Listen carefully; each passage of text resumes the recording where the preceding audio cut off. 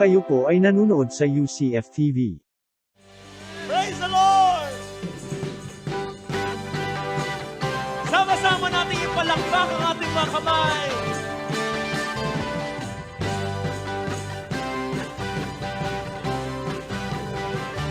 Let the heavens rejoice. Let the earth be glad. Let the people of God sing His praise all over the land. Everyone in the valley, come and lift your voice. All those on the mountain top, shout for joy. Shout for joy. Rise up and praise Him. Thank you, Lord. He deserves our love. Rise up and praise Him. Worship the Holy One with all your heart, with all your soul, with all your mind. Rise up and praise Him. Amen. Thank you, Lord. Let's sing it again. Let the heavens rejoice. Let the earth be glad. Let the heavens rejoice. Let the earth be glad. Oh, oh. All the people of God. All over the land. Oh, yes, Lord. We lift our voice. All those on the mountain. Shout for joy. You deserve it, Lord. Rise up and praise Him. Worship the Holy One with all your heart, all our soul, all our mind. Rise up and praise Him. He deserves our love. Rise up and praise Him. Worship the Holy One with all your heart. Thank you, Lord. One more time. Rise up and praise Him. He deserves our love. Rise up and praise. Thank you, Lord. Worship the Holy One with all your might. Come on, everybody, sing. Rise up and praise Him. He deserves our love. Rise up and praise Him. Worship the Holy One. One more time. Come on. Come on. Rise up and praise Him. He deserves our love. Rise up and praise Him. Worship the Holy One with all your heart, with all your soul. Hallelujah! Rise up and praise Him. He deserves our love. Rise up and praise Him. Worship the Holy One. Hallelujah! Rise up and praise. Thank you, Lord. Rise up and praise. Hallelujah! Rise up and praise Him. One last time. Rise up and praise. Thank you, Lord. Hallelujah. We rise up to you, Lord, and praise your holy name. Hallelujah. Thank you, Lord. Hallelujah. Hallelujah. Hallelujah. Ang paglapit sa Panginoon sa ngalan ng Panginoong Jesus. That's why on our own, we cannot come to God. We can only come to God through His Son, Jesus Christ. Kaya nga sabi ko kanina pa lang when you rise up, you don't rise up for yourself. Not because you have a loud voice. No. Not because you have a good voice. You come to God because of your relationship with Him through His Son, Jesus Christ. Rise up and praise Him. Kasi sabi nung iba, Pastor, lalakasan ko lang boses ko, makakalapit na ako sa Diyos. Sabi ko, hindi. Hindi nadadaan sa sigaw ang Diyos. Pastor, gagalingan ko yung kanta ko para makalapit ako sa Diyos. Sabi ko, hindi. Dahil hindi natutuwa ang Diyos sa boses mo.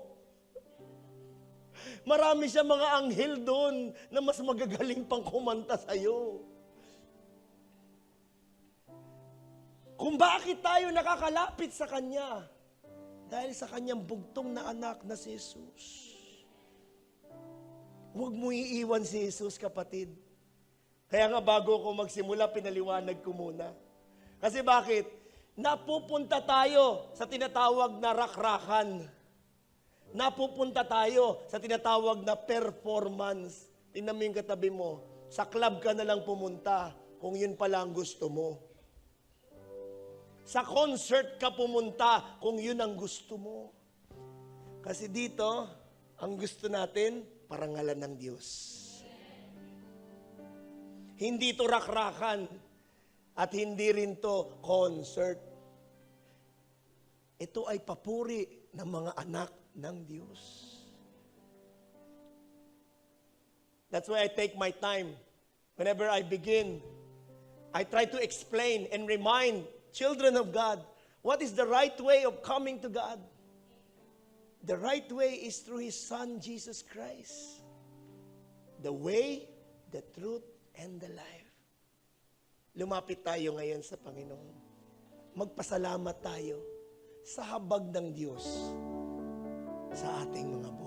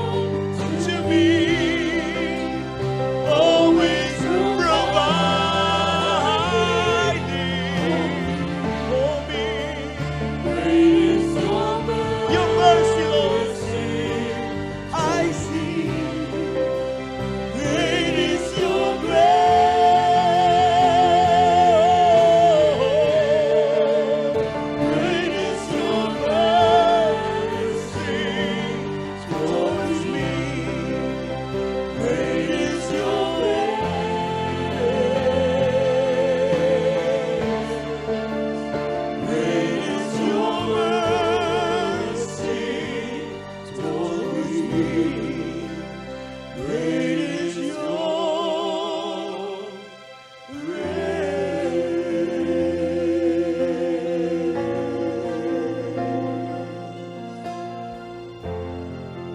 Oh, yeah. Thank you, Lord.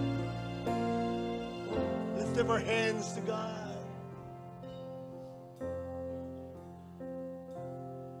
Thank you, Lord.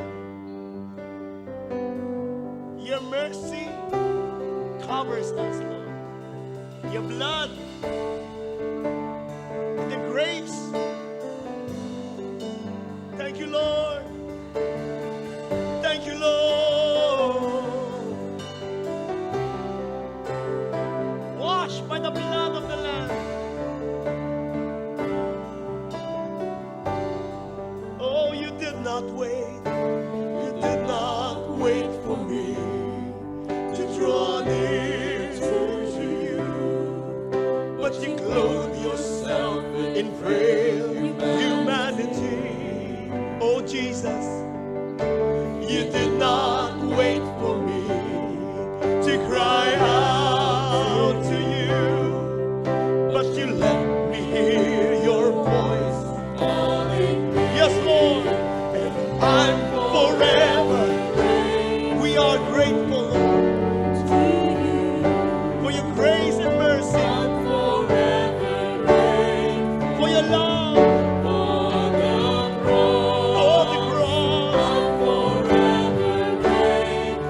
Forever grateful to you that you came to seek and save the lost.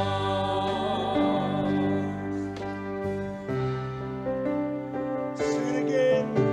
You did not wait for me to draw near to you, but you loved yourself in humanity. You did not wait. You did not wait for me. Oh Lord, to cry out to you. Calling me, and I'm forever grateful. We are grateful, Lord, to you. I'm forever. Oh,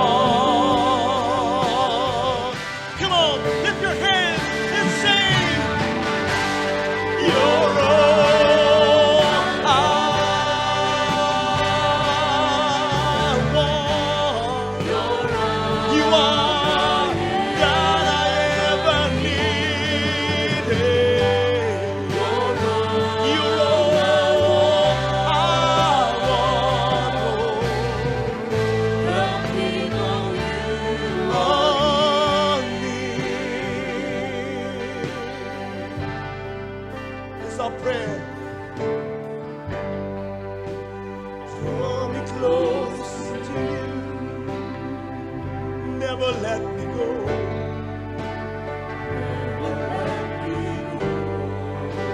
Oh Lord, I lay it all down. Oh,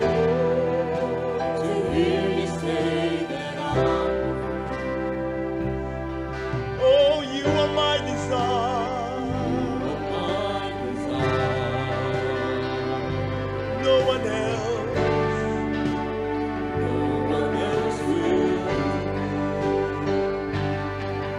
There is nothing on earth.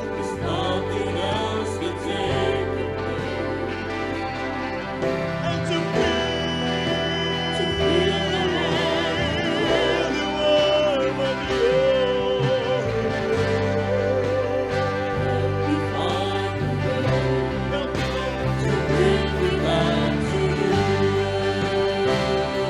lift your heart. You're all I want. Oh.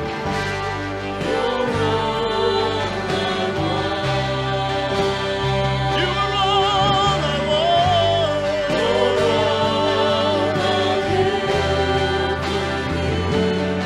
I ever needed.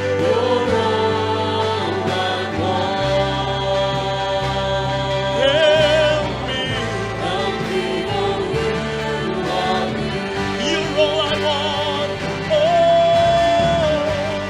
you're all I want.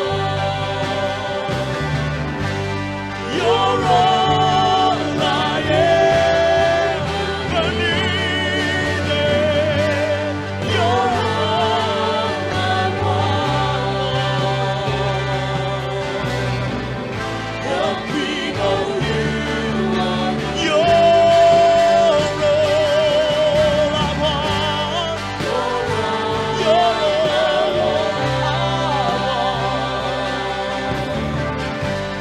You're all I ever needed. You're all I want. Help me know you.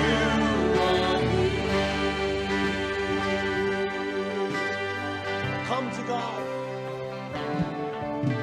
Draw me close. Draw me close to you. That's it. Never let me go.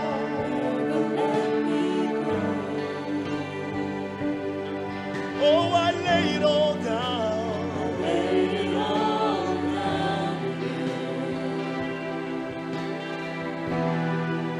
To hear you say that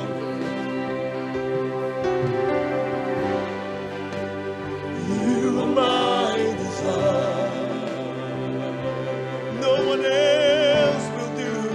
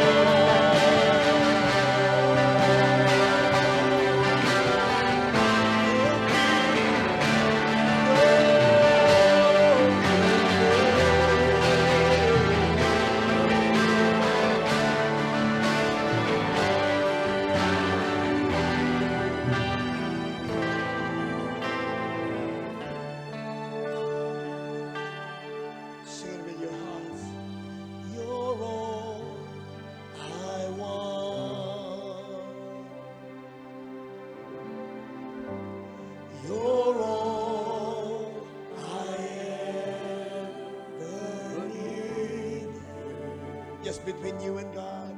You're all I want. Help me know you are near. One more time. Oh, you're all I want.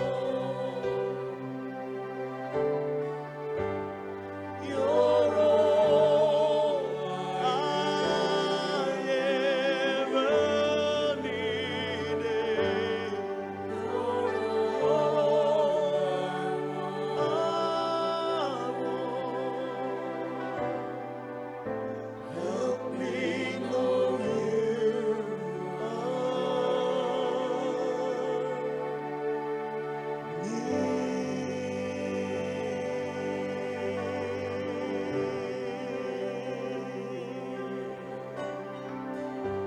Amen. Thank you, Lord.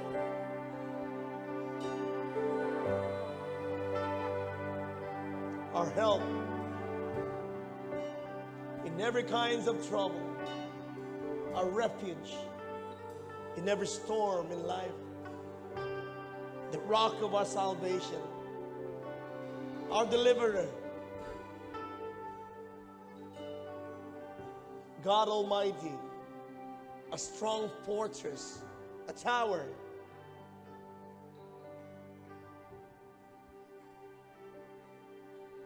For the last time, you're all I want.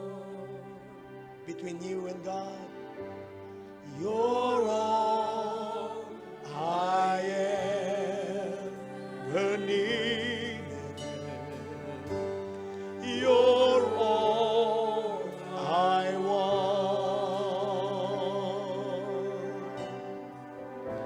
Help me know you are near.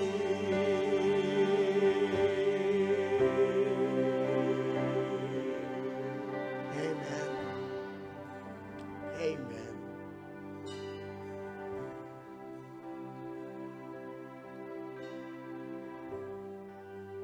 Jesus, you're all I want. Jesus, you're all I ever needed.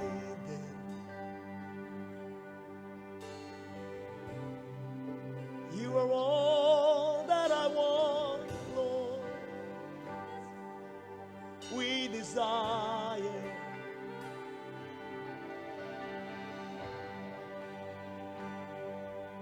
your grace is sufficient.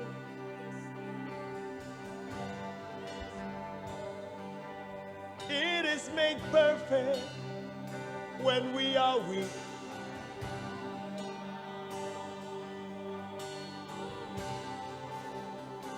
Oh, Jesus Christ,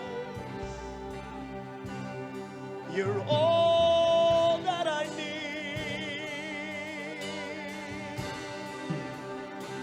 I need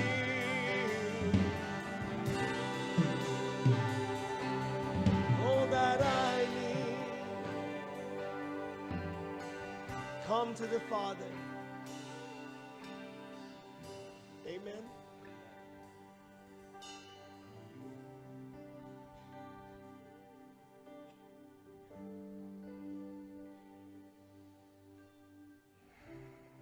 On eagle's wings.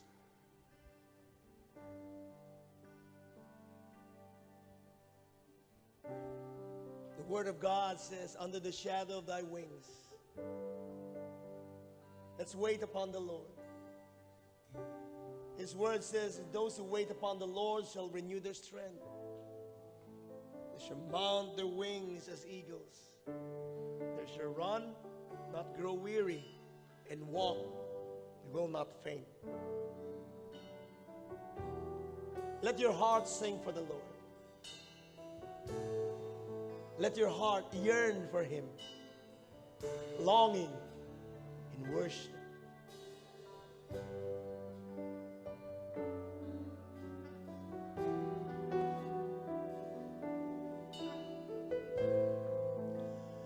Here I am waiting. Abide in me, Lord. Abide in me, I pray. Say it with all your hearts. Here I am longing for you.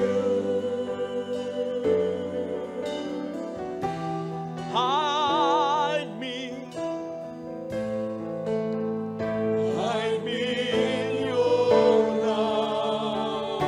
Oh, bring me to my knees. May I know Jesus more and more. Amen. Invite the Lord. Come and live in me, Lord. Come live with me all my life. Take over. Come live with me. I will rise on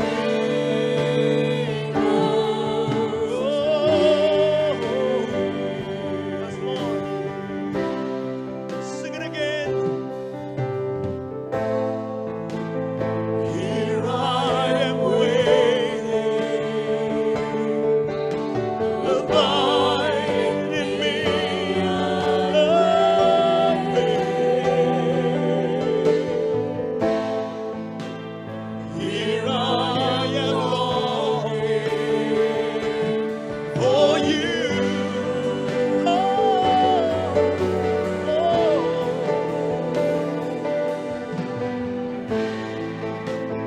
Hide me in your love.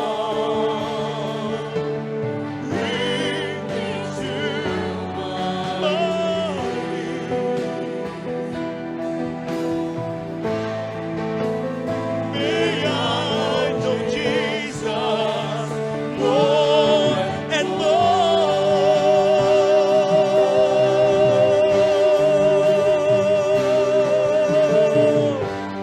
Come live in me all my life. Take over, Lord. Come breathe, Holy Spirit. I will rise. Come live in me. All my life, Lord. I give it all to you. Come breathe in me. I will rise. One more time.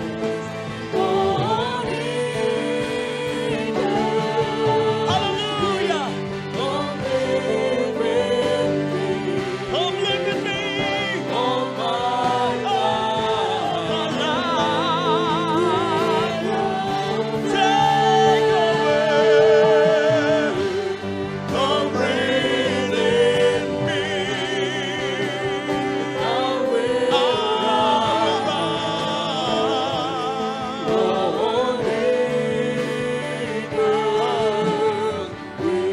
Come live in me. All my life. Take over. Come breathe in me. I will rise on eagles. For the last time, come live That's it. All my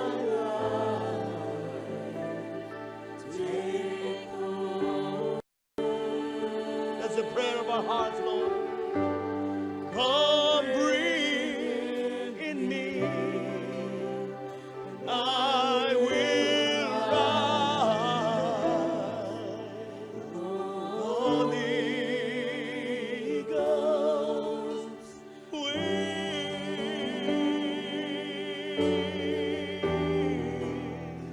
I will rise on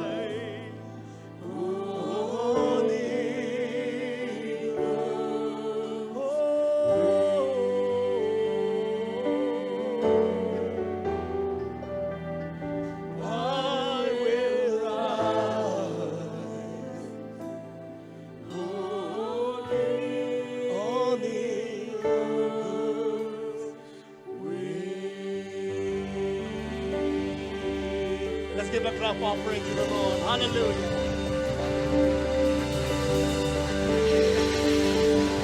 Thank you, Lord. Thank you, Lord. Thank you, Lord.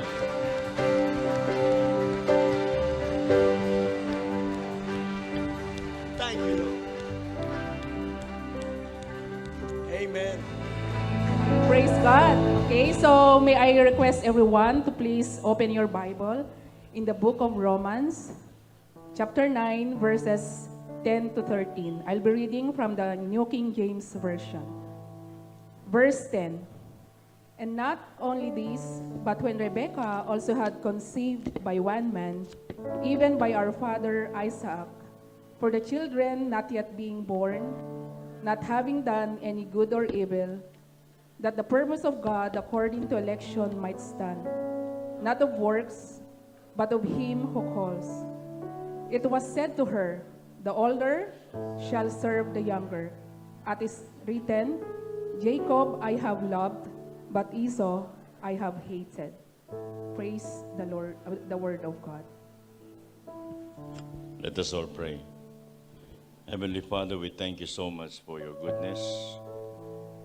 We thank you for the Holy Spirit that you have guided us, inspiring us, illuminating your word through our heart, and great mercy that we don't deserve.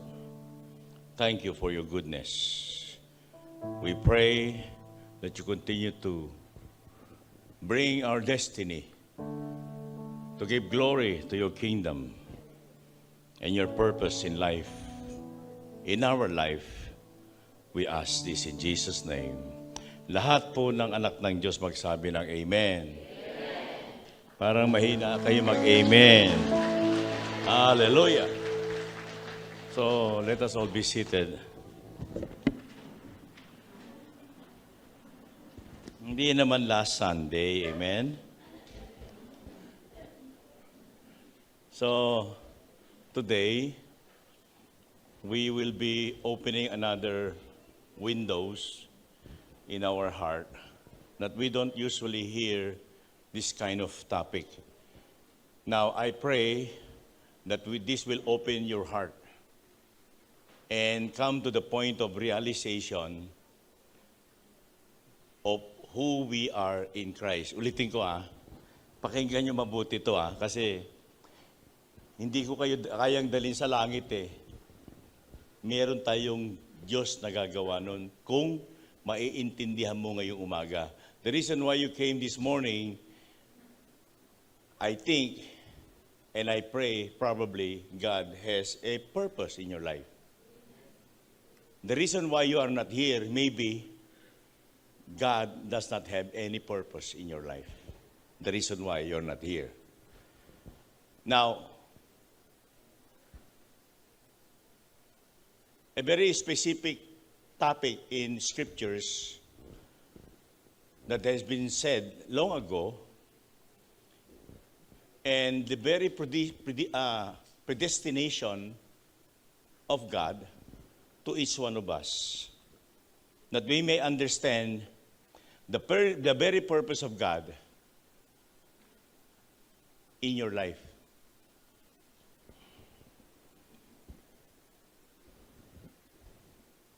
Pagkatapos ng sermon ko mamaya, tatanungin niyo yung sarili niyo, kasama ba ako dyan? O nanggugulo lang ako? O naguguluhan lang ako? O ginagamit lang ako? So, there's so many questions. Only you can answer that after the sermon. Can you say amen to that? Amen. Oh, mahina talaga.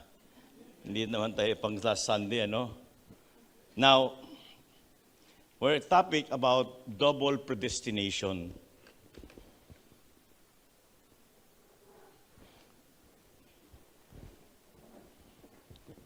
What does double predestination mean? Many churches do not want to bring this topic because this is not just only very delicate topic. These are very crucial, most dangerous,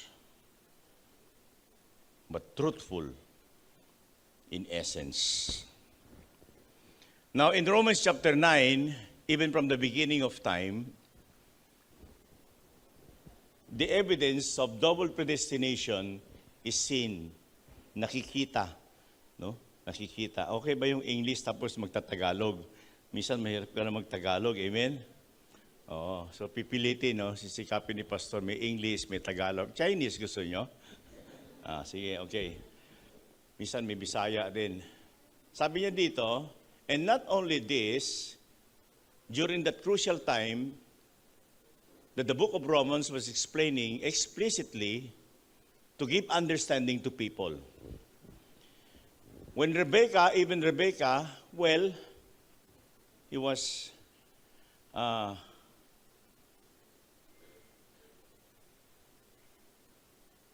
about to conceive through Isaac. Meron siyang 2 anak, kambal pala. Sa loob pa lang ng tiyan, nagtatalo na yung 2. Kung sino yung mauuna. No? To make the long story short, yung kamay ni Jacob unang lumabas, pero hinatak ni Esau pabalik. Nagkaagawan sila. But at the end, ang unang lumabas, si Esau. So Esau becomes the firstborn. Now, in the Jewish tradition, if you will learn it, firstborn is so important. It's very important kasi lahat ng favor nasa firstborn. Yung panganay. Meron ako narinig na kwento magpasalamat kayo doon sa panganay na o kuya nyo. Kung hindi yun mabait, namatay yung nanay nyo, wala na kayo. So, utang na loob nyo, sabi nung natandang narinig ko, utang na loob ninyo doon sa panganay nyo na mabait sila, na yung nanay nyo nabuhay pa para ipanganak naman kayo. Amen? Parang hindi na natin masyado narinig ngayon yun, ano? Which is true. Kung yung unang anak, yung nanay namatay na, hindi ka na ipapanganak. Dahil sa mabait yung panganay, nabuhay yung nanay, na ipanganak ka pa. Kaya may tradition sa atin na yung panganay parang tatay, parang nanay. Amen? Amen? Oo. Ginagalang yun na parang tatay, parang nanay. Marami nang nawala sa atin sa traditions O yung paniniwalang tama. Pati pakikipag-usap sa tatay, parang nakikipag-usap lang sa kanto Most of the time, we lost that kind of affections and respect. Now, let me go to my topic. Ang sabi dito sa close parenthesis, balik muli, anak. Yan. For the children not yet being born, listen carefully,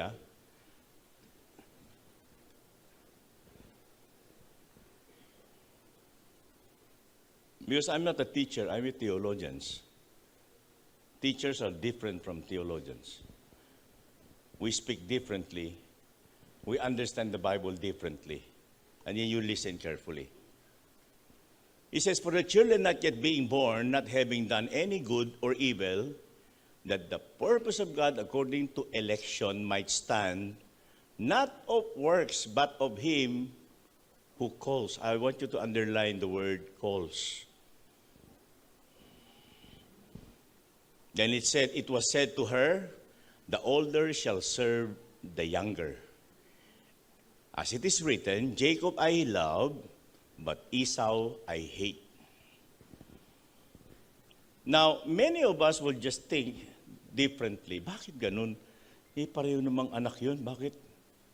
Sabi ng Diyos, si Jacob, mahal niya, si Esau, galit siya. Kaya meron kayong minsan meron kayong mga kapatid, meron kayong mga anak, ayaw sa Diyos. Hirap na hirap kayong dalhin sa church. Ayaw talaga. There is a big implications, even from the beginning, because of the word call. And the word elections. There is a very big significance because we human being, as a person, will always want to find God. Naghahanap tayo ng Diyos talaga lagi. Pagkagising natin sa ating kamuhangan, naghahanap tayo ng Diyos. Saan ba ang Diyos? May Diyos, di ba? Problema, marami sa atin, ang unang nakikita natin ay maling Diyos. At marami sa atin, ang napupuntahan natin, maling simbahan. At dahil doon, marami tayong nasusumpungan na maling turo. Maling aral. Paano ka may tatama kung puro mali? Sabi nung napanood ko sa Facebook, sabi nung lalaki, lalayas na ako sa bahay na ito. Sabi nung asawa, bakit? Bakit naman? Puro na lang ako mali. Sabi niya. Ano yun? Aha. Mali. Sabi niya. Puro na lang ako mali. Sabi nung asawa, papaliwanag ko lang sa iyo. Kaya kasi mali ka eh. Ayan na naman, mali na naman ako ka. Merong mga tao, hindi maintindihan yung word na tama between right and between wrong. Most of the time, human being in a carnal state, ano ba sa Tagalog yung carnal? Makamundong isip, ayaw niya magpapakorek. Pag kinurek mo siya, magagalit siya. Ayaw niya magpaturo kasi mataas ang pride niya. Ayaw niyang sinisita siya. Kasi sa tingin niya, hindi siya kayang o kailangang turuan. In the state of our personal being, historically, double predestination teaches that God's sovereign predestinating work has two sides of it. Bago pa likhain ng Diyos ang lahat ng bagay, God created everything with a mate. With a mate. You listen carefully. Maski na yung mga bago sa inyo, maintindihan nyo ko. I'll explain it to the best of my ability. Kung naghahanap kayo ng Diyos ngayon talaga, ha? At gusto mo malaman, ano ka? Ano yung kalagayan mo? Papasok ka ba sa langit o sa impyerno ka? Panlangit ka ba o pang-impyerno ka? Because these are crucials. Most important and significant part of your life.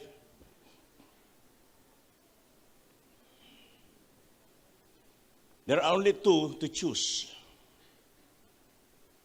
Whether you're a child of God or you're not. There are only two ways. You go to heaven or you go to hell. There are only two choices. You want to follow God or you do not want to follow the Lord. Next, please. Let me explain to you about the two sides of it, or the two aspects of it, so that this crucial misunderstanding of our mind, or our carnal mind, would finally unveil the truth. Malalabas yung totoo. Ano ba talaga yung totoo mo? Pag tinanong ka, ligtas ka ba? Sabi sa akin, sa tingin ko. Sa tingin daw niya. Bakit ako hindi ka ba nagbabasa ng Bible? Nagbabasa. Oh, hindi mo naintindihan. Hindi. Ang tagal ko na nagbabasa, hindi ko maintindihan. Nagpe-pray ka ba? Opo. Oh, nagpe-pray ka pala eh. Wala din akong maramdaman. Pag may nagpe-pray, nakikigaya lang ako. Pag may nagbabasa ng Bible, nakikibasa din ako. Naintindihan ko naman yung tama at mali. Pero yung maunawaan, kasi iba yung salitang maintindihan, iba yung maunawaan. It goes with your internal understanding. Bakit? Bakit ganun? Last time, I discussed with you the word regeneration. 2 Corinthians chapter 5, verse 17, if anyone is in Christ, he is a new creation. All things had passed away. All things, lumang bagay. And behold, all things become new. Why is it in the Bible that having a new creation begins with the introduction? It does not end with the conclusion. Why? In John chapter 3, verse 3, it says, you must be born again. If you are not going to be born again, you cannot see the kingdom of God. In the Gospel of John chapter 1, verse 12, it says, you must be born of God. There are two kinds of birth. One is the physical birth, and the second is the spiritual birth. Now, we need to be very certain, be sure. Nung ipinanganak tayo physically, meron tayong birth certificate. Amen? And evidence and proof that you really exist.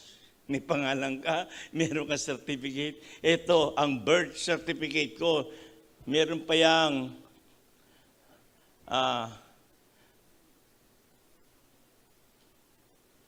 statistic proof.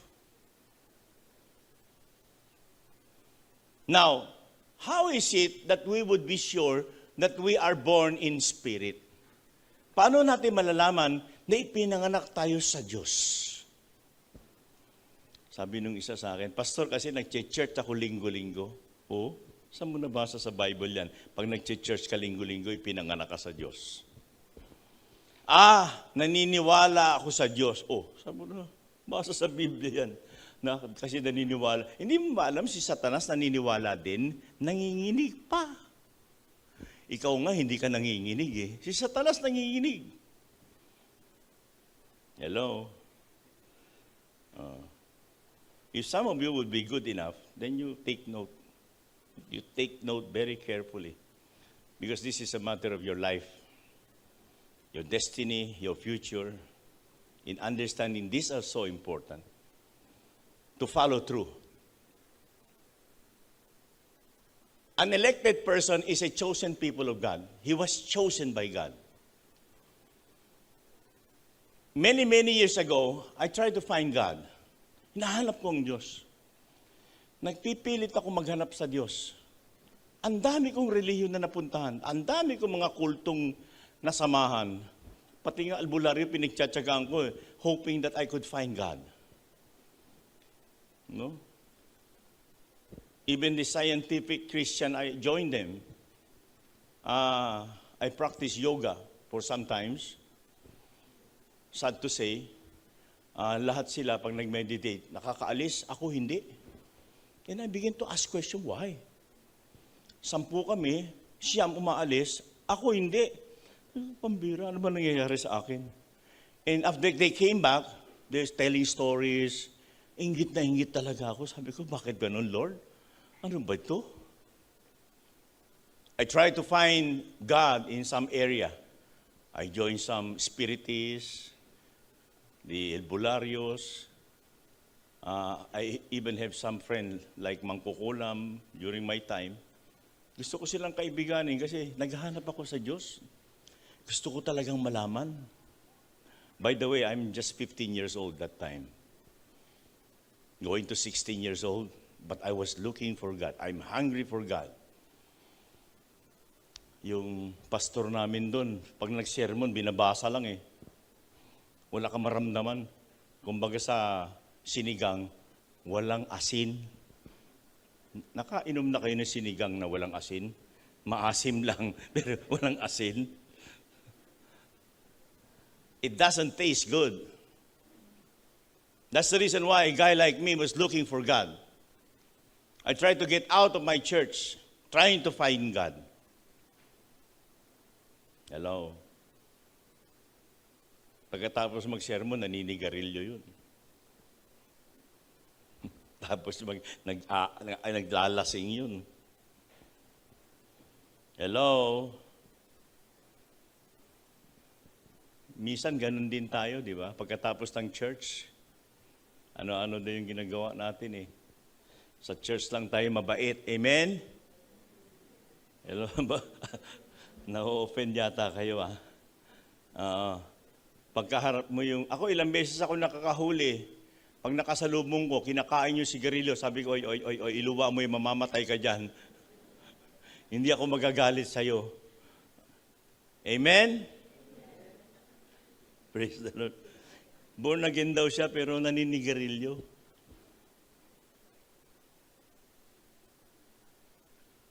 Sabi sa akin, Pastor, diyan ba sa church ninyo maraming bawal? Sabi ko, wala.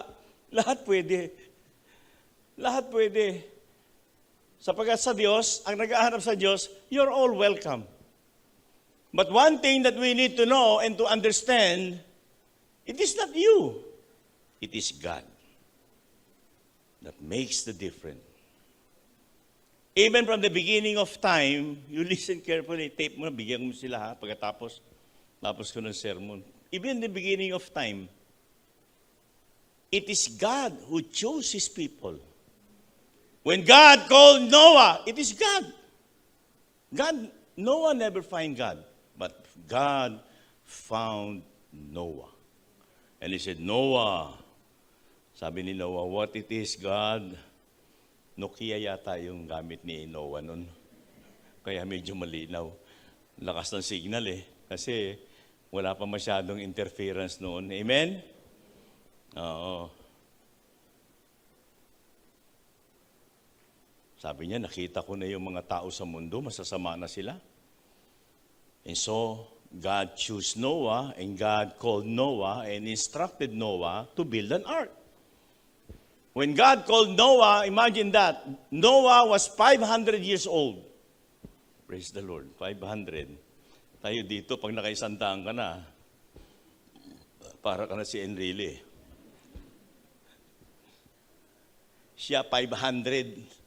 Hinintay ng Diyos na maging 500 years old si Noah bago tinawag.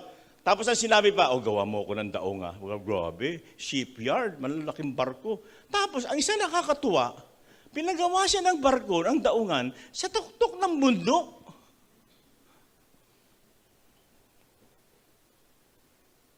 Siguro naisip ni Noah, this must be a crazy God. But anyway, kasi parang nonsense di ba? Ikaw ba naman magtatayo ka ng barko sa tuktok ng bundok? Of course not. Magtatayo ka ng barko, siyempre, sa shipyard, sa may dagat. After the water, right? But God is God. He is not the same as we human being. But since Noah was called by God, Noah obeyed. Many years ago, my family called me crazy. Amen. Tingin nila sa akin, sirang ulo ko eh. Sabi nila, ano bang ginagawa mo dyan sa church? Maayos ka namang negosyante. Bakit ka nandiyan? Naglilingkod ka dyan. Kumikita ka ba yan? Sabi ng tatay ko. Sabi ko, hindi. Talaga naman sirang ulo mo talaga. Maayos yung negosyo mo. Bakit sinasayang mong oras mo yan? Nakarinig na ba kayo ng ganong comment? Di ba parang sira ulo kayo? Oo. Sabi sa akin, sira ulo ka talaga. Hindi ka pala kumikita yan. But my family never knew at that time because I was called by God. And God spoke to me. And God tell me things that I do not know. Amen? Pakinggan nyo na lang yung testimony sa anniversary. Amen? Next chapter. It took me 23 years to pray so that my father can be saved. So that somehow he would be touched by God. 23 years. Every time I finish my sermon, pagpasok ko sa bahay, ako naman ang sesermonan. How about that? Makakatagal tayo? Pwede. Ako nga 23 years eh. Why? Because the next move is the word reprobation. There are two kinds of people. One is the elected one, and the other one is the reprobate. A reprobate person is a deprived person. Ayaw sa Diyos. Nagkukunwari lang. A deprived or reprobate person is a scourger or disreputable person or a rascal. Ano ba yung rascal, Bambira? Pasama ng pasama ito, ha? Unprincipled or dishonest person. Or, naku, mas masama lalo to, corrupt na ito. So ito, sana ito magkunwari. Hindi ito nagpapakatotoo. Papasok to sa church, pero hindi ito totoo. Kakanta rin ng Christian song, magbabasa din ng Bible, magpe-pray din. Akala mo, grabe, minsan parang tingin mo, mas banal pa ito doon sa mga totoo eh. They would tend to pretend to be like one of us. Hello. That's the reason why many of the children of God were confused. And they were telling me, I thought they were Christians. I told them, well, it's time that you see the truth. Because Christians are a changed person. Amen? When you become Christians, when you become born again, when you become regenerated by the Holy Spirit, you become a new person. Hindi ka na marunong magkunwari. Ang nawawala kagad sa'yo, hindi ka nagkukunwari. Pag hindi ka talaga born again, nagkukunwari ka lang. Mag-church ka lang. Kunwari ka lang makikinig. Kasi pag uwi mo, saan ka galing? Sa church. Anong ginawa mo doon? Sa church. Ano naintindihan mo? Sa church. Wala. Kaya hindi siya nag-share. Pansinin mo, hindi siya nag-share. Wala siyang maikwento. Kasi yung walang kwento, walang kwenta. Hello, amen? Parang galit na kayo kay pastor niya na. Sabi ko kung una pa lang, introduction you hold your breath. Gusto ba talaga niyo malaman yung totoo? Titigil ko na to sermon na ito kasi masakit ito eh. Introduction pa lang yan. Masakit na masakit ito. Okay? But you need to read this. You need to realize this. After all, I cannot save you. Your respond will create your future. Mapapansin mo yung mga reprobate, hindi nagsishare ng gospel. Church lang ng church yan. Pagdating ng linggo, pinaiinit lang niya yung upuan. Ang init niyan, mga 39. Pag mga bandang 39, tatayo na, mag-CCR na yan para lumamig ng konti.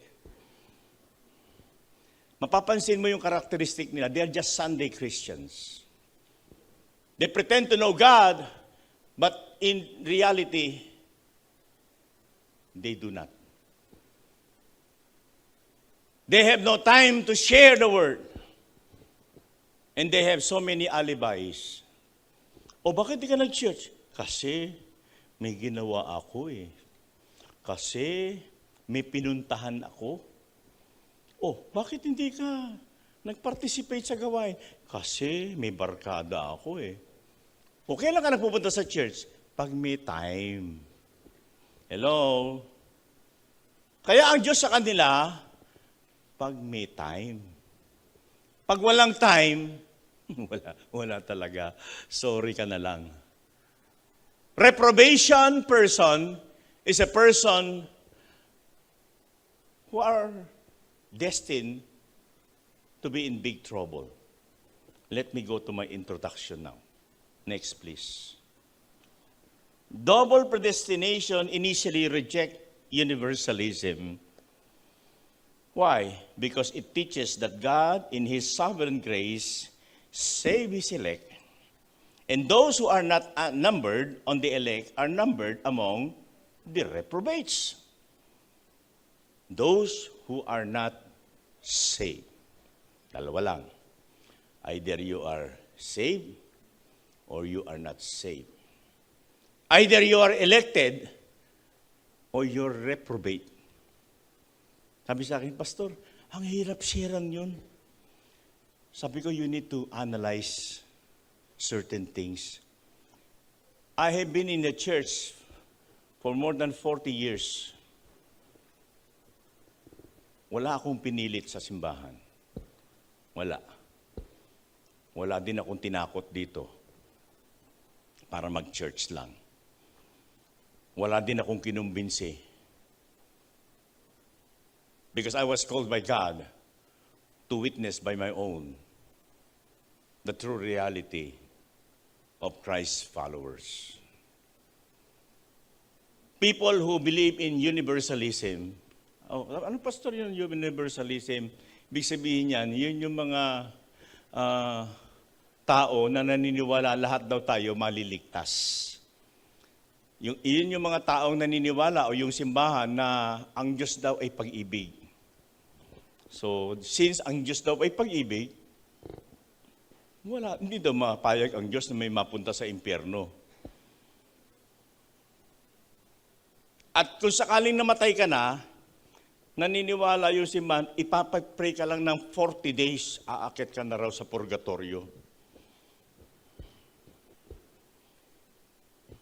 Nahanap ko sa Bible yung purgatorio, wala eh. Kaya yung iba dito, born again na, pero nagpapadasal pa rin sa patay. Pag may namatay, nagdadasal.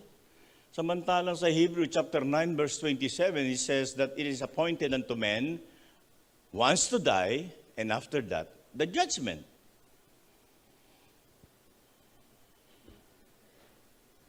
Kung sino yung salbahing anak, pag namatay yung magulang, yun ang pinakamalakas ang iyak. Parang pwede mo na itulak eh, pag ililibing na. Sa sobrang iyak, parang sumama ka na nga. Sobrang iyak eh. Kasi, bakit sobrang iyak? Ang dami niyang kasalanan doon sa magulang niya. Akala niya, sa konting iyak, may mangyayari sa konting iyak. It's not true.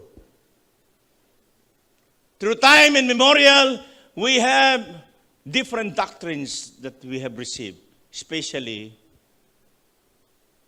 the traditions.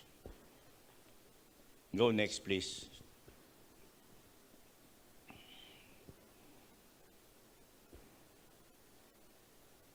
Of course, even a carnal mind would like to go to heaven. Takot tayo sa sunog eh. Di ba? Takot tayo, mainit yan. Takot tayo sa impyerno eh. Gusto natin may insurance talaga na makakit tayo man lang sa langit. If you believe in the divine election and believe in predestination, unless you're a universalist, double predestination is your choice of understanding. Hindi lahat aakyat sa langit. Ngayon, pag-uusapan natin, sino yung aakyat na sinasabi ng Biblia, sino yung hindi. Nakita natin yung text natin, magkapatid yun ha. Anak yun ang pinili ng Diyos mula kay Abraham, then Isaac. Then Isaac born two boys, Jacob and Esau. But the Bible says, Jacob I love, but Esau I hate. Meaning, Esau has to go to hell. Huwag niyo sabihin na yung tatay ko, pastor, pupunta rin ako sa langit. No, that's not true. Going to heaven is your personal choice.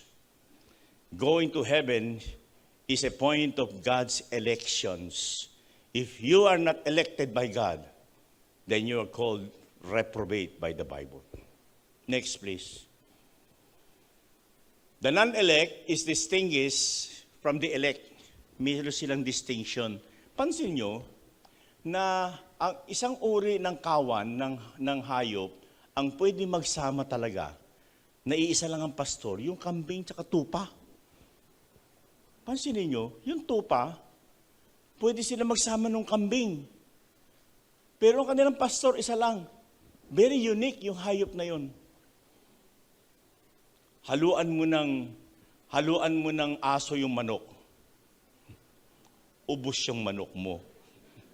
Hindi pwede, tama? Oo. Pero yung kambing at saka yung tupa, hindi. Nagsasama sila, bagamat hindi sila nag-aasawahan. Very distinct. Now, God illustrated these two kind of animals that can be joined together with not just one pastors or one leaders, but they can go together. Most of the time, they have unity. Sila nag-aaway. Pero pagdating sa karakter, magkaiba sila. Bakit? Yung kambing, pagpapatay na, mag-iskandalo yan, mag-iiyak-iyak yan. Grabe iyak yan, pagpapatay na. Because that is his character. When it comes to the point, when you bring the sheep to his death, he just simply cry. Yung tupa, pagpapatayin, iyak lang siya. Hindi siya lalaban. Hello? Hindi siya lumalaban. Iyak lang siya. Pero patayin mo yung kambing, mag-aaway kayo talaga. Higpit yung hawak mo para kayo pumapatay ng baboy. Why? The difference is, they have two distinct character. Inside the church, there are two kinds of people. One is the elected, the other one is the reprobate. In the book of Jude, verse 3 to 4, you can look at your Bible, you can take note of that. Book of Jude, verse 3 and 4. Beloved, although I was very eager to write to you about the common salvation, Jude said, I find it necessary while appealing to you to contend for the faith that once for all delivered to the saint. Verse 4, for certain people have crept, C-R-E-P-T, creep, nakapasok, unnoticed, who long ago were designated for this condemnation. Ungodly people who pervert the grace of God into sensuality and deny our only Master and Lord, Jesus Christ. Sabi ni Jude, maski daw sa church nung una, may nakakapasok. May nakakapagkunwari. That these people are not really Christians. They are joining the church. They're praising the Lord. They're reading the Bible. They're attending the church. But they are not elected. Reason why they were called reprobates. They cannot even understand the Bible. Mapapansin ng mga reprobates, basa siya ng basa. Hindi niya maintindihan. Why? Because Bible are a special book. You cannot read the Bible without the guidance of the Holy Spirit. Amen? That's the reason why Jesus Christ enlightened us. You need to be born again first. If you are not born again, then you cannot understand things about God. People can only understand God when they have the Spirit of God. Without the Spirit of God, You cannot. Even how much you try to understand it. Kahit anong pilit mo. Because lately, I've been talking to different kind of people. And, well, the same question, the same answer. Sabi nila, dito na ako pinanganak dito na rin ako mamamatay. They're not interested to listen. Why? Because they are reprobates.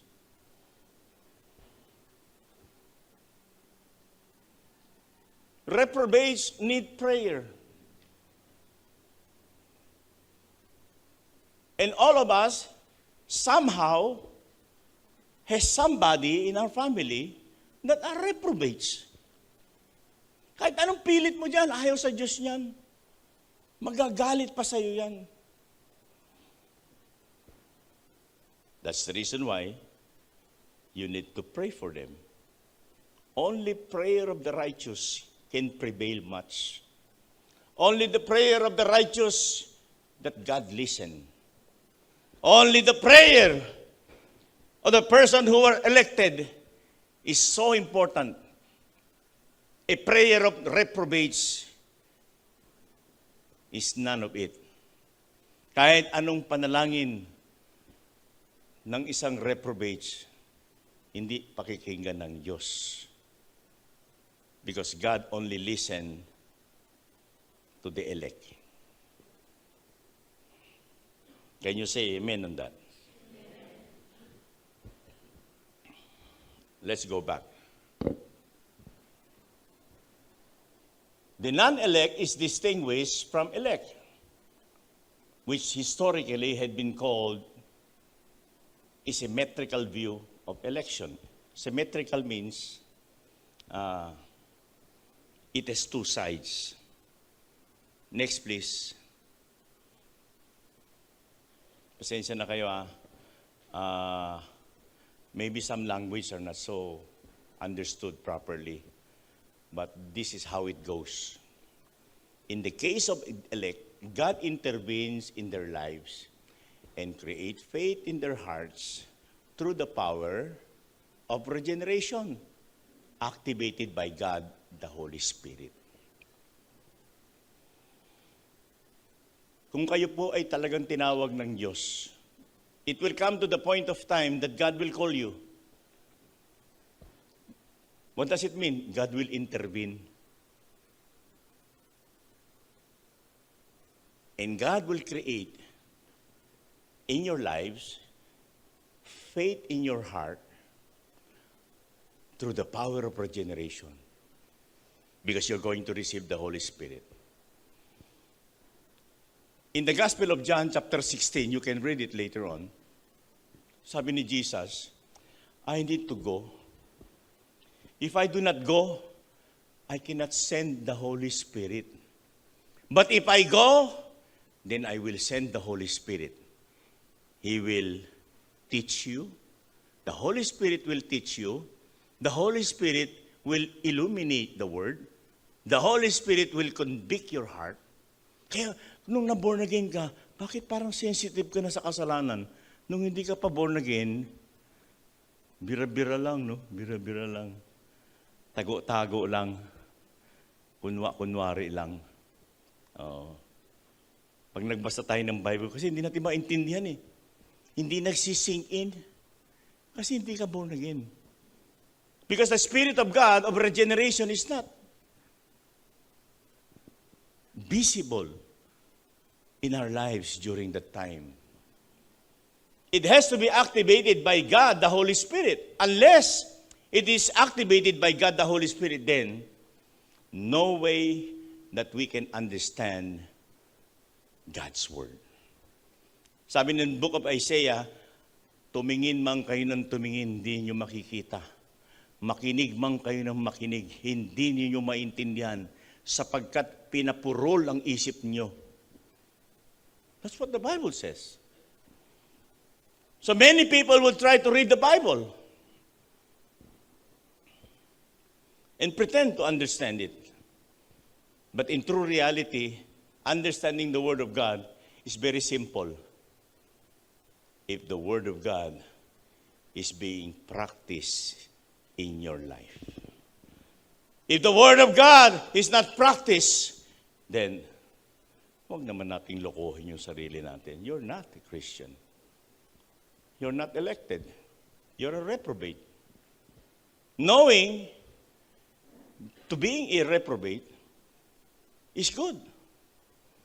Because this time, our carnal mind will think differently. Reprobate pala ako. Anong gagawin ko? Maghahanap ako na magtuturo sa akin. Kukulitin ko si pastor. Kukulitin ko si sister. Kukulitin ko si brother para maintindihan ko. Tatanggapin ko ang Panginoon. Hihingi ako ng tawad sa Panginoon, right? This time I know. Malay mo, mahabag sa akin ang Diyos. God will change my nature from being a reprobate to being elected. After 23 years, my father continued to, he stopped after 23 years, I'm sorry. He stopped persecuting me. Then he began to receive the Lord. God answered my prayer after 23 years. My friend, 23 long years. Kaya wag niyo sabihin sa akin, pinuntahan ko na yung kapatid ko sinabihan ko na yung tatay ko, sinabihan ko yung ayaw nila Well, nasa sayo yun Kung gusto mo sila mapunta sa impyerno, huwag mo sila ipag-pray. Napakadali. Pero kung gusto nyo silang makarating sa langit, you work it out. You pray. After 23 years, both of my parents received the Lord. They were crying. They never cried before. They insulted me. All through 23 years. Pati yung mga kapatid ko, ininsulto ako. Sabi niya, talagang topak ka. Ang nisip ko naman, sila yung may topak. Kasi naintindihan ko yung totoo Pareho kami nag-iisip. Isip nila sa akin, may topak ako. Isip ko rin, kayo yung may topak So, which is true. You don't have the same mind because you are not generated. You cannot understand things of God. And finally, they received Jesus Christ as their Lord and Savior. Every time we share about the Word, they cry. Why? Because the Holy Spirit this time were activated into their hearts. Their nature changed from being reprobate. Now they become elected by God. They can see the future. That there is salvation waiting for them after the horizon. Amen? Hindi pa ako tapos Mahaba pa to. Next, please. Bakit nasa una? Next lang.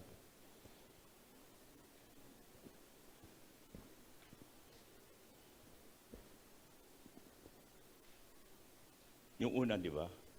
Ano pa yung nauna dyan? Please.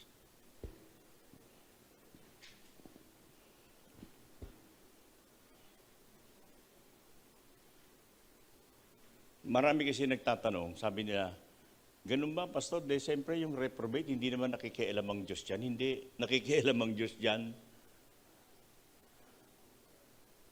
Kasi kung babasahin yung Bible, God will not allow anybody to intervene in the plans of God. God's plan will surely come to pass. No matter how intervention people will do, it will come to pass. You cannot intervene in the plans of God, no matter what. Now, would God intervene with the elect? Yes. How about the reprobate? Of course. Next, please. Next. Hindi yan Bakit parang, yan ba yun?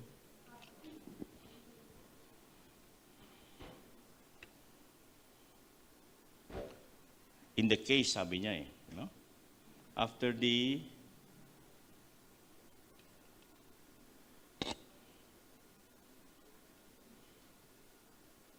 okay.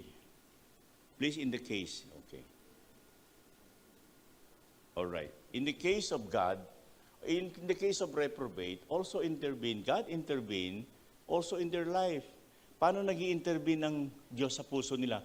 Patitigasin nila yung ulo. Tuwing mag-share kayo, patitigasan nila yung puso niyan. Mag-i-intervene din ng Panginoon. Kasi, yung nature niya is reprobate. Kaya huwag kayo magagalit sa kanila. Minsan, maaasar sa inyo yan.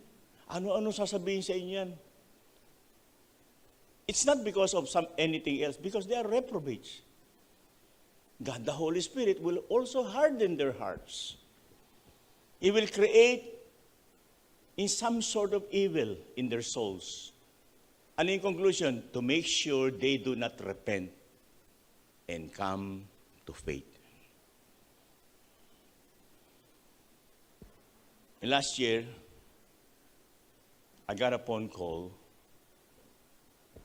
to one of my sisters. And they are collaborating because they want to pray. Sabi ko, okay, you want to receive Jesus? Okay. So, sabi ko, sige, even in phone, let's do it. So we're praying. Sabi ko, you repeat after me. Sabi niya, okay. So repeat.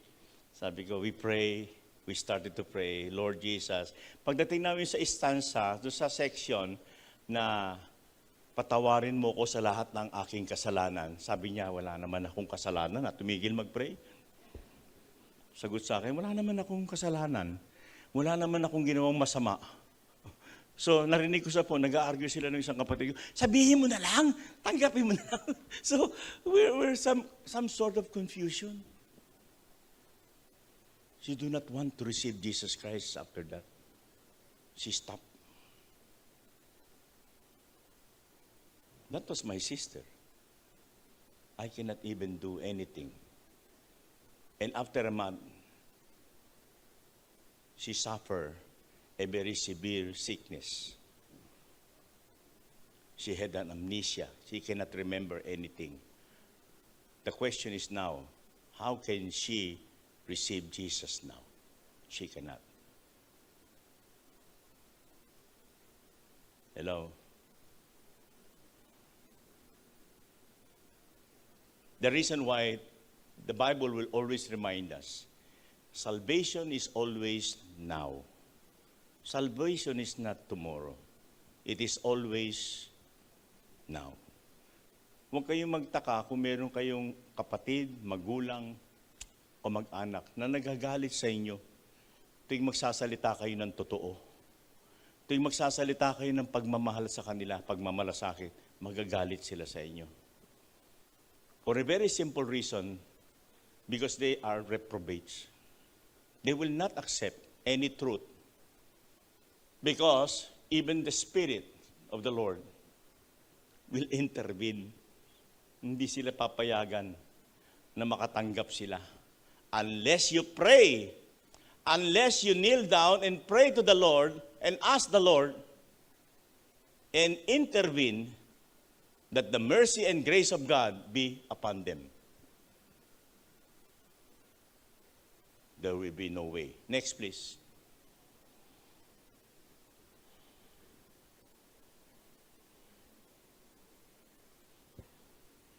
Again, one more. Because in abhorrence with the Orthodox Calvinism, meaning the teachings about Reformed theology, double predestination is teaches in different form. Ang bawat church may iba-ibang turo. Ako kasi, I'm a theologian. I don't teach religion. I teach Bible. Amen? That's the different. Hindi ako nagtuturo ng religion eh. Hindi ako nagtuturo ng catechism. Hindi ako nagtuturo ng doktrina. Ang tinuturo ko, biblical teaching. Amen? Ano yung pagkakaiba ni Pastor doon? I'm a theologian. I'm not a religious group of people teaching about the religion. Pag Katoliko ka, ituturo sa iyo yung catechism, Pag protestante ka, ituturo nila sa iyo yung doktrina nila. Pag Adventist ka, ituturo ka nila na sa Sabado ka mag-church. Hello? At huwag kang kumain ng hipon. Padala nyo na lang sa akin. Because they are denominations. Amen? So that's the difference. Now, Reformed theology teaches differently as well. But in case of predestinations, the Bible teaches us about symmetrical. Symmetrical means it is a positive, negative point. Hello? Sorry lang sa mga term kasi yan talaga yan eh. The symmetrical term means positive, negative view. What is that? That God positively intervene in the life of the elect and give them mercy they don't deserve. Let me ask you one thing. If you are a child of God, but do you really deserve to receive that grace of God? Of course not. But since your nature was as an elect, then God chooses you. Lahat ng babasahin mo sa Bible throughout, from the Old Testament to the New Testament, they were all chosen by God. They were all called by God.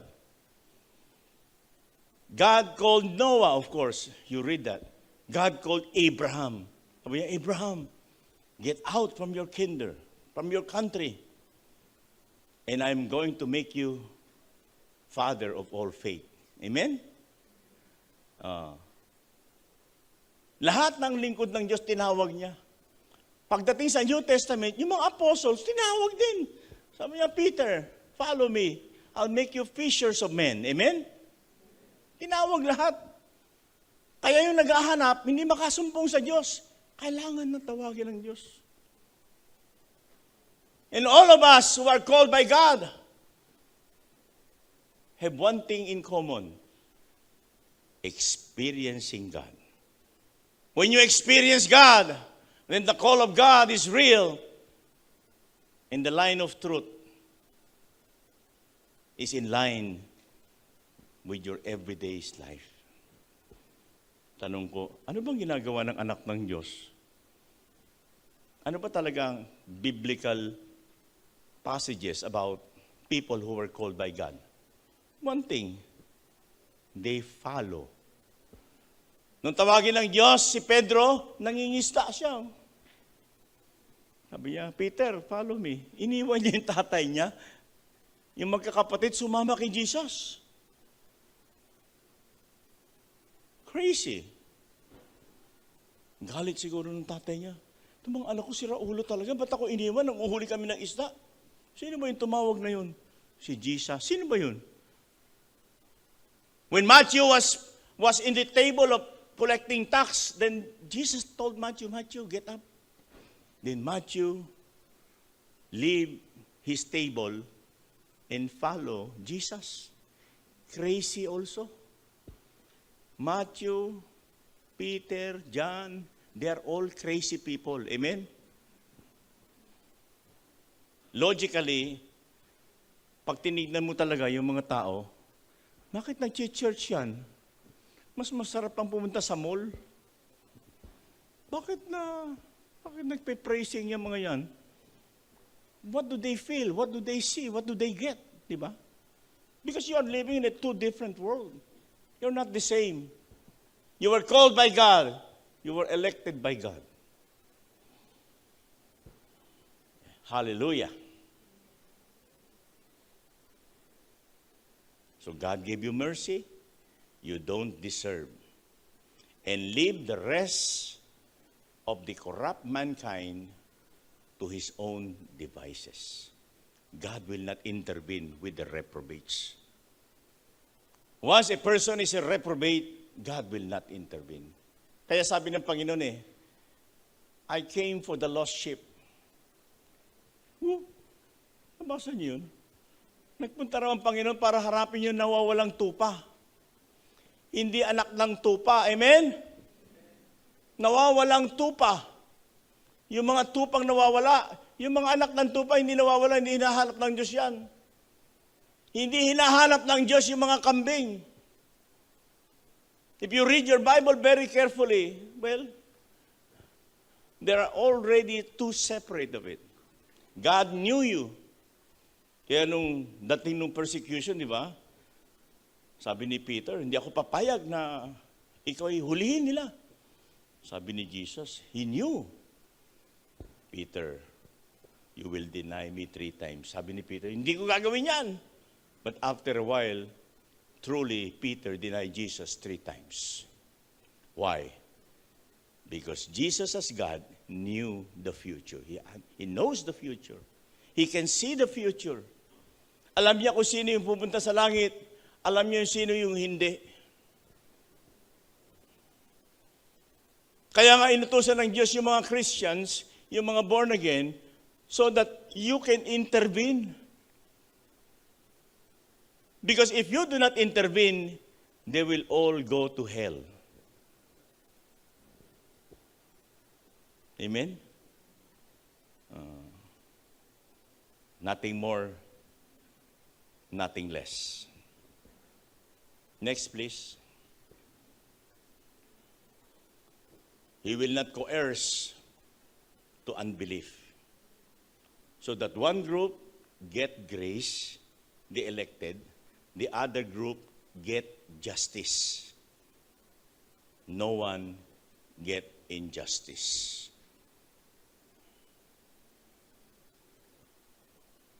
Ang sabi ng Biblia, without God, you cannot do anything. Hindi natin kayang daigin ng mga politiko sa dami ng ginagawa nilang pamimigay na pera. Amen? Hello? Hindi ninyo kayang daigin ng mga politiko sa daming binibigay na bigas. Kung good works lang ang pag-uusapan natin, wala tayong binatbat dun. But that's not the point. The point is, are you elected or you are a reprobate? This morning, there is a clean understanding. Sabi nila, ano ba yung napapala mo sa paglilingkod, Pastor? Well, kasi sa church natin, yung mga pastor walang sweldo eh. Sa ibang church meron. Kaya tanong ko, anong pakinabang yun? Sabi niya, dito ako nabubuhay, may sweldo ako dito. Meron akong benefits. Lahat ng anak ko pinag-aaral ng church. Ang mga miyembro nagbabayad. Pag kumuha ako ng sasakyan, yung miyembro ko din naguhulog. Eh dito hindi eh. Nasisira na yung sasakyan ko eh. Ako nagbabayad. Buwan-buwan wala akong sweldo. Lahat kaming pastor dito walang sweldo. Kaya tama yung mga idea nila eh. Sira ulo talaga itong pastor nito. Wala namang pakinabang. Bakit nagpapastor? Well, I tell you what. Siguro naman, hindi naman tingin nyo sira ulo ako, no? Amen? Hello, amen? Mukha ba ako sira ulo? Hindi lang ako mukhang pera. Hindi ako nabubuhay dyan. Ang buhay ko ay sa Panginoon. Amen? Eh, hindi, nagkukunwari lang si pastor. Well, pwede rin naman sabihin ng iba yan. Pero pag may 40 taong ka na nagkukunwari, palagi ko mabubuking ka na, amen? Tama? Pwede ka magkunwari ng 1 taon, 2 taon. Before I organize this system, meron ako mga pastor noon. Sabi ko, magmula ngayon, aalisin na natin ang sweldo. Wala tayong sweldo lahat. Lumapit sa akin, Pastor, kung walang sweldo, paano namin mabubuhay ang pamilya namin? Sabi sa akin. Sabi ko, ako din may pamilya eh. God will provide, sabi ko.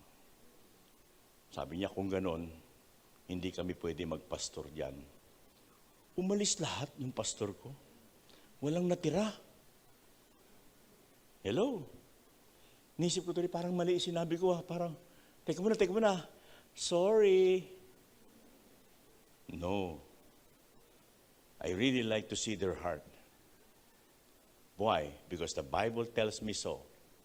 If you serve God, then God will provide. Saan mo mababasa, Pastor, yan? O, buksan mo yung Philippians chapter 4, verse 19. Ever since Philippians chapter 4, verse 19 was very clear. What does it says in Philippians chapter 4, verse 19? It says, my God shall supply all your needs according to your riches and glory in Christ Jesus.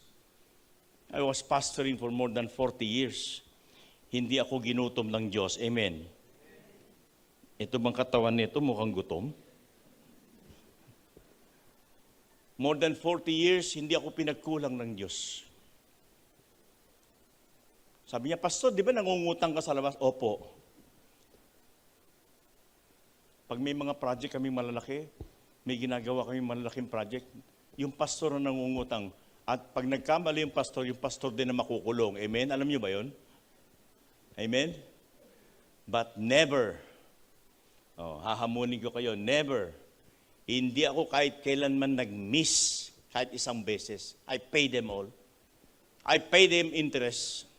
There were times that I was paying more than $1 million a month. I never miss, even in pandemic time. God never allowed me to miss. Amen? Yung iba nga sabi, Pastor, kung meron ako $1 million sa buwan, mayaman na ako. Ako, pambayad ko lang yan sa tubo, isang buwan. More than 10 years, I was doing that. And God provide. Wow, milagro. Milagro. Because if you trust God enough, then God will prove it to you that God is God. Kaya hindi ka nakakatanggap ng milagro, hindi ka naniniwala sa Diyos. Hindi ka nagtitiwala sa Diyos. Ang iniisip mo kagad, hindi mangyayari yan. Amen? Oh. The last time that I prayed to my creditors, I paid them. And they approached me. Sabi sa akin, Pastor, bakit mo na ako binabayaran? Sabi ko, may pera na ako eh. Ito na yung utang ko sa'yo, 10 million. Oh. Kunin mo na yan. Sana wag mo muna akong bayaran, yung iba muna. Sayang naman yung tubo. Ikaw lang yung hindi nagbabae. Ikaw lang yung hindi nagmi-miss kahit na pandemic eh. Well, it's not me, it's my God. Then I pay them one by one. Hallelujah. My God is alive. Palakpakan natin ang Diyos.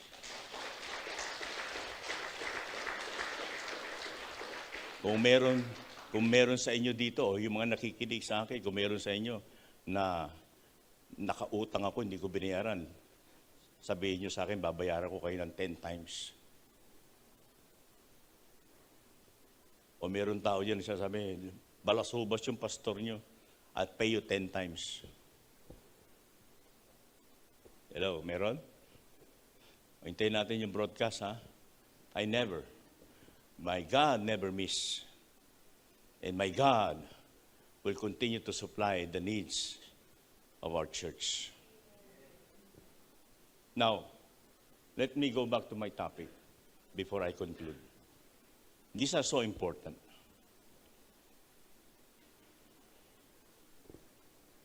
The most challenging part of our life as Christians is this, that God chooses to give grace to some and chooses not to give grace to others. Sometimes we look at money as God. Minsan tingin natin sa pera, Diyos na eh. Well, I have to explain it to you. Money is not God. Because we only have one God. We serve God. If you serve God, then God will truly supply your needs. Don't miss that. I'm 69 years old now. Look like 50 years old. And I thank the Lord. Kung kailan ako kukunin ng Panginoon, wala na akong gagawin, I have to rest. Kailangan magpahinga din naman ako. Amen? Wala bang amen dyan? Amen? Oh, kailangan magpahinga din si pastor, di ba? Pag natapos ko na yung gagawin ko, ipagpapahinga na rin ako ng Panginoon. Please, next. Meron pa ba? Wala na? Ibig sabihin, next week na yan. I pray na sana makita nyo ito. No?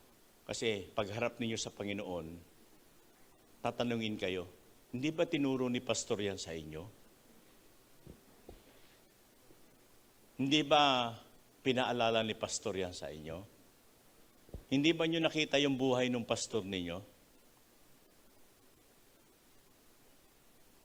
Amen?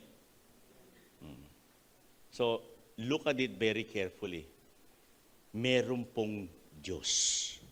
Huwag po kayong maniwala sa kanila na walang Diyos. Meron pong Diyos. At yung Diyos na yon ay kumikilos sa buhay ng mga pinili niya. People who were God-elected, people who were chosen by God to follow the very simple reason. Kaya kayo pinagpapala ng Diyos kasi gusto kayong gamitin. Amen? Hindi kayo pinagpapala ng Diyos para kayo'y magpakasasa. Kasi sinabi ng Biblia binabalaan din niya yung mga mayayaman na huwag kayo mayabang, sabi niya. Alamin nyo ang kaparaanan ng Diyos. Kung meron tayong nakakain araw-araw, magpasalamat na tayo sa Diyos. Amen? Pastor, ano ba yung makakain? Kung ang kinakain nyo araw-araw, magpasalamat kung may hamon, may morcon, may roast beef. Yung common na kinakain nyo araw-araw, magpasalamat na kayo. Ibig sabihin, hindi pa kayo high blood. Amen? Oo. Tapos kung meron kayong sinusuot na damit na maayos, pasalamat tayo sa Panginoon. Let us thank the Lord. Salamat po. Pagising mo sa umaga, may hininga ka pa, ay praise God, gagamitin ako ng Lord. God must have a purpose in my life. Then experiencing God every day. Minsan nga, nagkakaroon ng comment sa akin Sabi niya, Pastor, di ba binigay mo na yung property? We spent around 80 million that time. Pinatayo ko itong, may kautang-utang nga ako pero praise God, nabayaran lahat. Praise the Lord. Magtanong kayo sa mga miyembro dito kung hiningan ko kayo ng pera, kahit 5 kunduling, wala. I take it for what I believe. I donated this building, I donated this property for the Lord. Minsan nga tanong ko, ikaw, anong binigay mo? Meron ka bang binigay? Ito, binigay ko sa church. Pina-assess kung ano nakaraan The whole things, that was 10 years ago, the whole things almost valued at more than 400 million. Today, I'm sure it's more than that. Amen? But that's for the Lord. When I give my property in Mount Tabor, the 1 hectare first, I built the Mount Tabor. I spend my money. Lahat ng mga tao, binabayaran ko dun. Meron silang bayad lahat. Ako lang ang wala. Ako lang yung walang tinatanggap. But I love the Lord. Gusto ko talaga maglingkod sa Panginoon. And I do it with all my heart. I spend 1 million a month, even up to this time. From the time of pandemic, I'm spending 1 million minimum a month. But God provide. Amen? Hello? Paano? I don't know. Na secret. But God provide. When God told me to build another one, I donated another 1 hectare. We build the church. God has a purpose. God has a plan. The spending continue because God, why? Because God provide. I cannot spend even a centavo if God will not provide. Now, if you believe in me, pwede pala, Pastor, pwede pala. Yes. If you read your Bible correctly, sabi niya, things that are impossible to man is possible to God.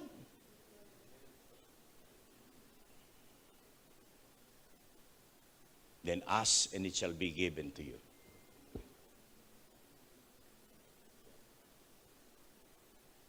And I want you to think twice before anything else today. Am I elected or am I a reprobate? So alam na ninyo ngayon kung ano yung nature ng isang tao. An elected person will always seek God. He will always try to serve God.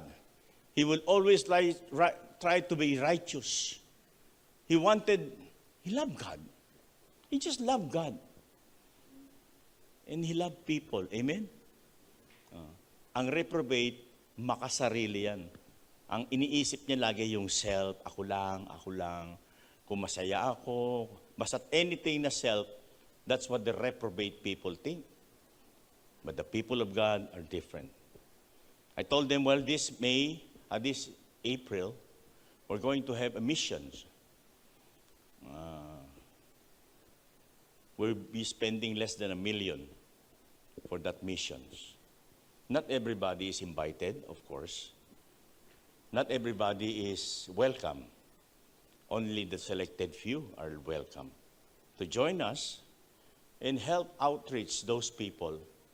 Because God doesn't only call us to fulfill ourselves. God called us to do something about our fellow Christians. Amen? Kaya po, salamat po sa Diyos. Kung nabuksan po yung isip natin, nabuksan po yung puso natin ngayong umaga, it is the Holy Spirit work. The work of God. I would not go with other issues because other issues doesn't matter. The only matter here is the matter of God. Amen? If God is involved, God is important. Sabi nga ng Biblia everything that is beautiful, think of this thing. Amen? Don't think of the ugly things. Think of the beautiful things that God can give us. And so,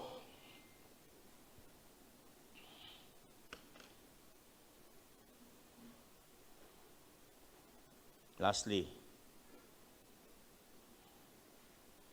let me start from Romans chapter 8, the verses 28.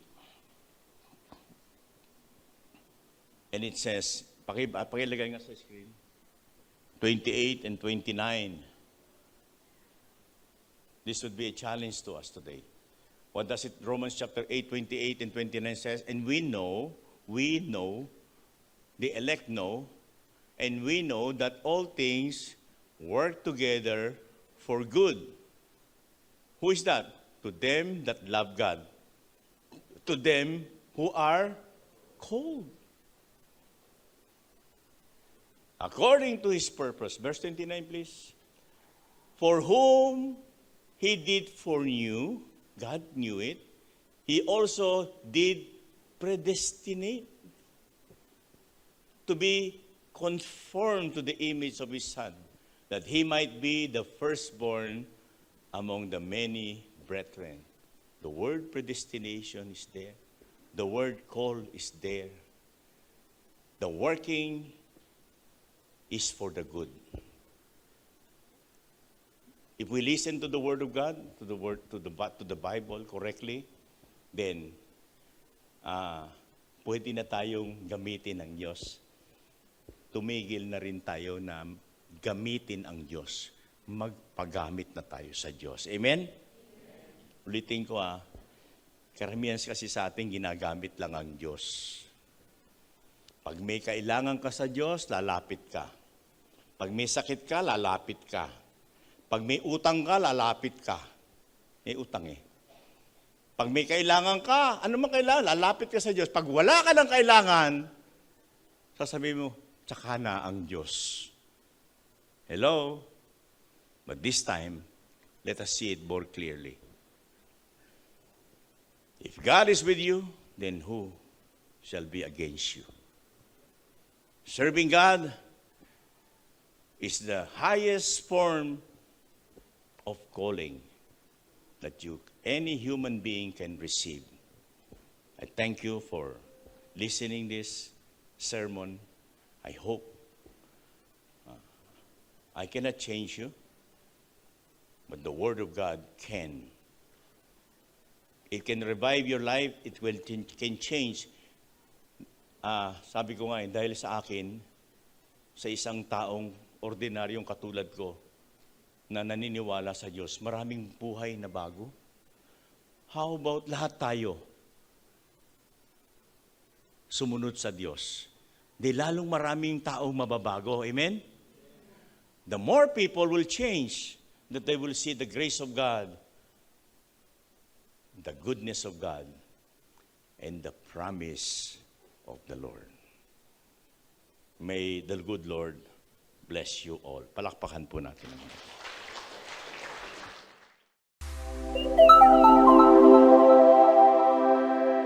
Kayo po ay nanonood sa UCF TV.